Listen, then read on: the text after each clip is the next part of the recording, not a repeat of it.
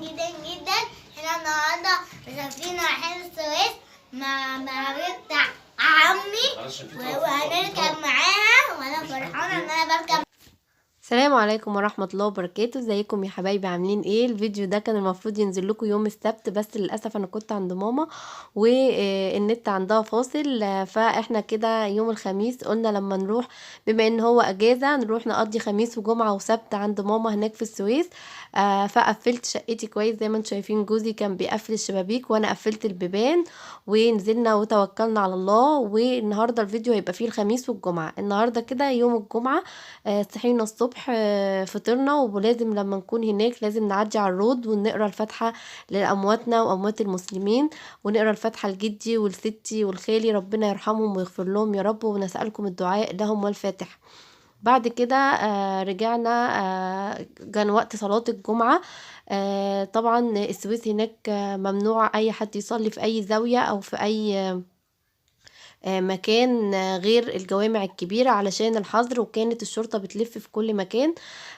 صلينا الجمعة وبعدها بشوية كده اتغدينا، وبعد كده نزلنا قلنا نتمشى نشوف ايه اسعار اللبس في السويس والأقمشة. الاول مشيت شارع احمد عرابي واتفرجنا، لقينا الاسعار غالية عالية جدا، والقماشات اللي عاملين بيها الحاجات يعني سعرها ما يستاهلش الاسعار اللي هم عاملينها دي. فروحنا على شارع الصعايدة، ده شارع كله أقمشة وفساتين، أقمشة سواريه وفرو وأقمشة عادية، كل حاجة أي نوع أقمشة انت عايزاه متوفر عندك في الشارع ده وبأسعار كويسة. قلنا لما نشوف ايه الأسعار بتاعة الشتاء، لقينا معظم الأقمشة اللي نازلة كانت بتاعة السنة اللي فاتت. مفيش حاجة جديدة قوي نازلة غير الجلد، هو اللي منتشر بشكل كبير قوي. وبرضو الكاروهات برضو طالع موضة السنة دي. فبصوا انا عجبتنا برضو حتة القماش دي، سألناه قال لنا ب90 جنيه.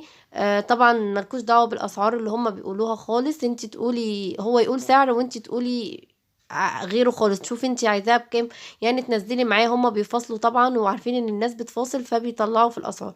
ال الشكل ده المتر بتاعه عامل 50 جنيه، علشان ده اخف شوية من الاولاني اللي انا قلتلكوا عليه ب90. وطبعا كلها اذواق واشكال كتير، كل واحد حسب ذوقه. في كاروهات الرفيع زي كده صغيرة، في كاروهات كبيرة، وفي برضو القماشة دي نازلة كتير بس هي بتزغلل العين، منتشرة قوي، بس دي كانت خفيفة شوية. منتشرة برضو، طالع منها دريسات كتير. والقماشة دي انا كنت جايباها السنة اللي فاتت، برضو سعرها حلو. المتر قال لي ب55، يعني ريدي ب40 في الاخر يعني، بس اسعارهم حلوة قوي. بعد كده بعد ما خلصت الشارع بقى وجيت اخش بقى من ناحية قصر الشوق كده من ورا، لقيت المكان ده اللي بيبيع الترنج ب110.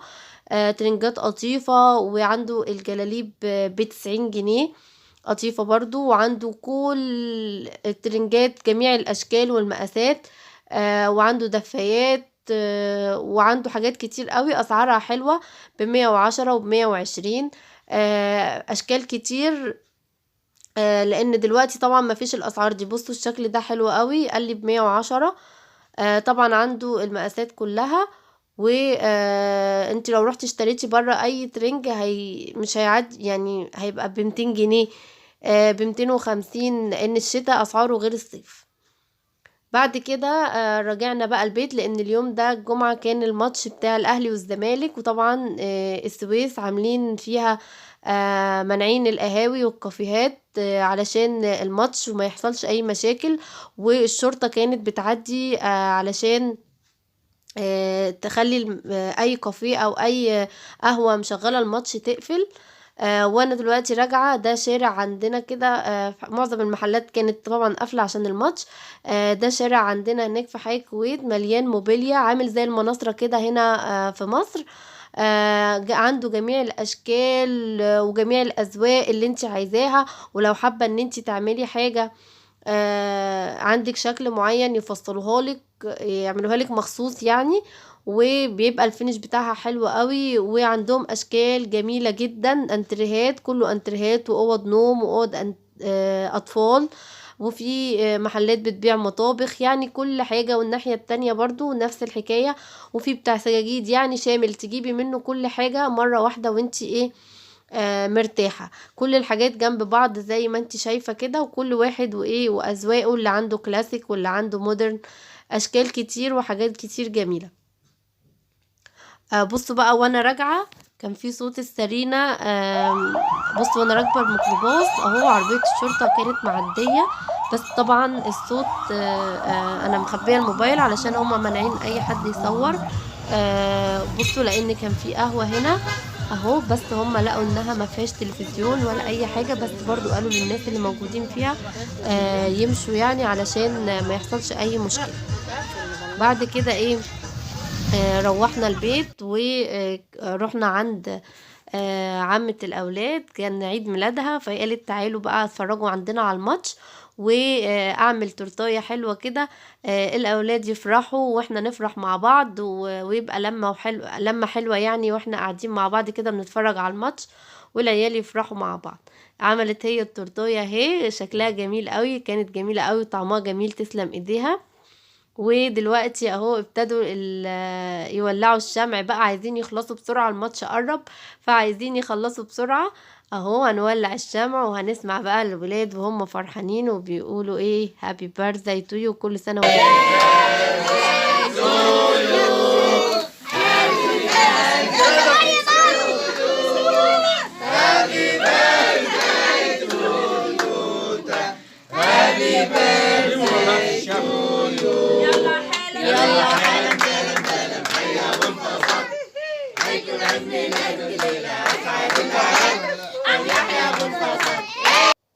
وكل سنة وهي طيبة، ويا رب العمر كله ليها وتفرح ببناتها كده. بصوا بقى الرجالة ما صدقوا ان هم طفوا الشمع وجريوا على طول دخلوا على الماتش، خلاص كان فاضل عليه 10 دقايق، واحنا طبعا قعدنا الاولاد بقى كل واحد انا عايز الحتة دي، انا عايزة من الحتة دي، انا عايزة الشوكولاتة دي، وعارفين انتوا ايه جو الاعياد ميلاد دي، وربنا يزيد في افراحنا. والفرحة بقت فرحتين مع فوز الاهلي. وكده الفيديو بتاعنا خلص، يا رب يكون عجبكم، واستنوني في الفيديو الجاي ان شاء الله اصور لكم المشتريات اللي انا اشتريتها من السويس. والسلام عليكم ورحمة الله وبركاته.